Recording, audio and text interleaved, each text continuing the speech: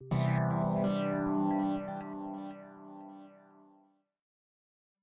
overall goal of this procedure is to measure the effects of deep brain stimulation on saccadic eye movements.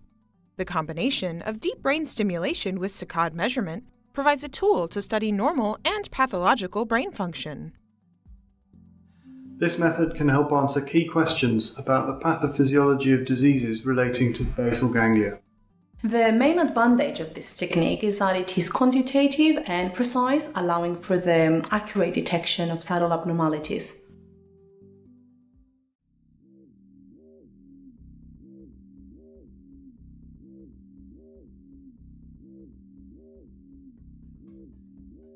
These are some of the types of stimulator implants used in deep brain stimulation. They contain a battery and electronics to generate a small electrical stimulus. The stimulus pulses are delivered to precise target locations in the brain using contacts on the end of a wire like this one. Begin by explaining the details of the study and providing the participant with a consent form to sign.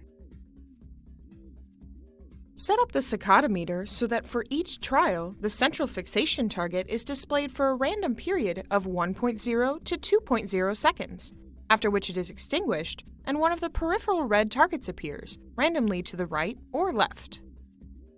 Next, ask the participant to sit 1.5 meters away from a flat matte screen.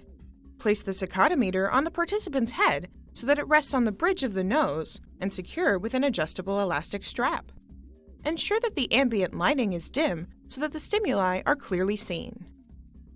Then, instruct the participant that the 40-minute testing session consists of 5 blocks with a 1-minute break between each block.